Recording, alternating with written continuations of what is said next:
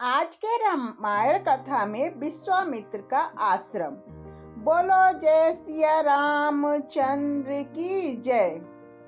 विश्वामित्र का आश्रम।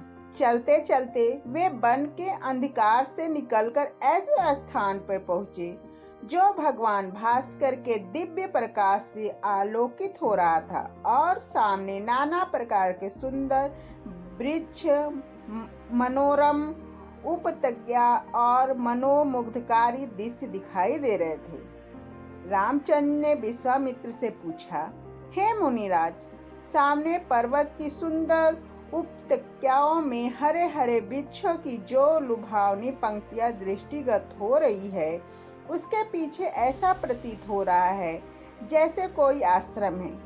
क्या वास्तव में ऐसा है या मेरी कल्पना मात्र है?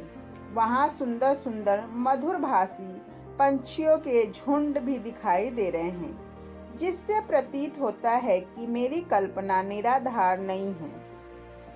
विश्वामित्र जी ने कहा, हे वत्स, यह वास्तव में आश्रम ही है और इसका नाम सिद्ध आश्रम है। यह सुनकर लक्ष्मण ने पूछा, गुरुदेव, इसका नाम सिद्ध आश्रम क्यों पड़ा? विश्वामित्र जी ने कहा, इस संबंध में भी एक कथा प्रचलित है। प्राचीन काल में बलि नाम का एक राक्षस था। बलि बहुत पराक्रमी और बलशाली था और समस्त देवताओं को पराजित कर चुका था। एक बार उसी बलि ने यहाँ पर एक महान यज्ञ का अनुष्ठान किया था। इस यज्ञ अनुष्ठान में उसकी शक्ति में और भी वृद्धि हो जाने वाली थी। इस बात को विचार कर लेने के देवराज इंद्र अत्यंत भयभीत हो गए। इंद्र समस्त देवताओं को साथ लेकर भगवान विष्णु के पास पहुँचे और उनकी स्तुति करने के पश्चात उनसे प्रार्थना की, हे त्रिलोकीनाथ, राजा बलि के समस्त देवताओं को परास्त कर दिया है और अब वह एक विराट यज्ञ कर रहा है। वो महादानी और उदार हृदय राक्षस है। उसके द्वार से कोई भी याचक खाली हाथ नहीं लौटता। उसकी तपस्या, तेजस्विता और यज्ञादि शुभ कर्मों से देवलोक सही संपूर्ण ब्रह्मांड कांप उठा है। यदि उसका यह यज्ञ पूर्ण हो जाएगा तो वह इंद्रासन को प्राप्त कर लेगा। इंद्रासन पर किसी राक्षस का अधिकार होना सुरों की परंपरा के विरुद्ध है।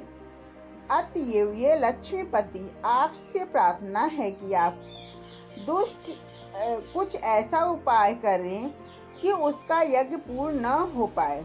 उसकी इस प्रार्थना पर भगवान विष्णु ने कहा, आप सभी देवता निर्भय और निश्चिंत होकर अपने अपने धाम में वापस चले जाएं। आप लोगों का मनोरथ पूर्ण करने के लिए मैं शीघ्र ही उपाय करूंगा। देवताओं के चले जाने के बाद भगवान विष्णु वामन बौने का रूप धारण करके वहां पहुंचे जहां पर बलि यज्ञ कर रहा था। इस बौने किंतु परम तेजस्वी ब्राह्मण से राजा बलि अत्यधिक प्रभावित हुए और बोले, प्रियवर, आपका स्वागत है। आज्ञा कीजिए, मैं आपकी क्या सेवा कर सकता हूँ? बलि ने इस तरह कहने पर वामन रूपधारी भगवान विष्णु ने कहा, राजन, मुझे बैठकर भगवान का भजन करने के लिए सिर्फ 2.5 चरण भूमि की आवश्यकता है।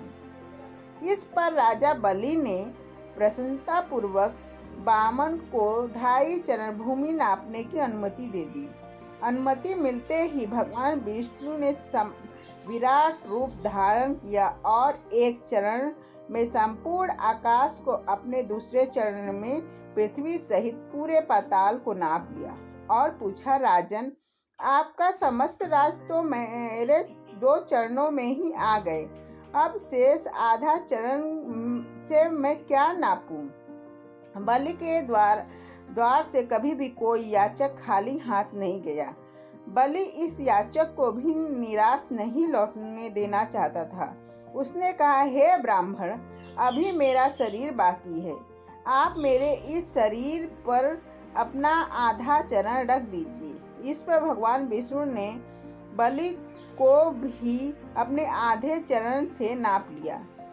बलि का यह दान इतना महान था कि बलिदान के नाम से विख्यात हो गया। भगवान विष्णु ने बलि की दानशीलता से प्रसन्न होकर उसे वरदान दिया कि यह स्थान सदा पवित्र माना जाएगा, श्रद्धा आश्रम कहलाएगा और यहाँ तपस्या करने वाले को शीघ्र ही समस्त सिद्धियां प्राप्त हो जाएंगी। उसी समय से यह स्थान सिद्धा आश्रम के नाम से विख्यात है और बहुत से ऋषि मुनि यहाँ तपस्या करके मुक्ति लाभ करते हैं।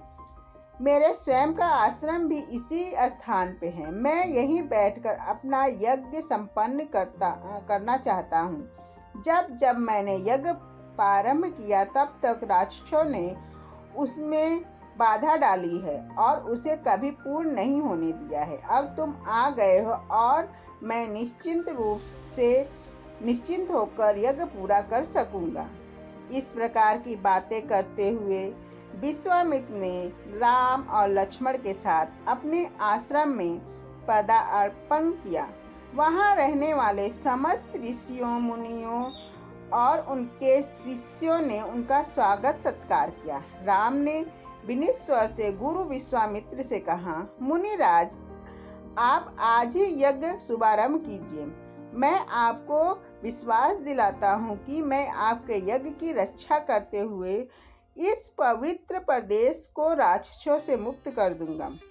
राम के इस वचनों को सुनकर विश्वामित्र यज्ञ सामग्री एकत्रित करने में जुट गए। तो बोलिए जय सिया रामचंद्र की जय।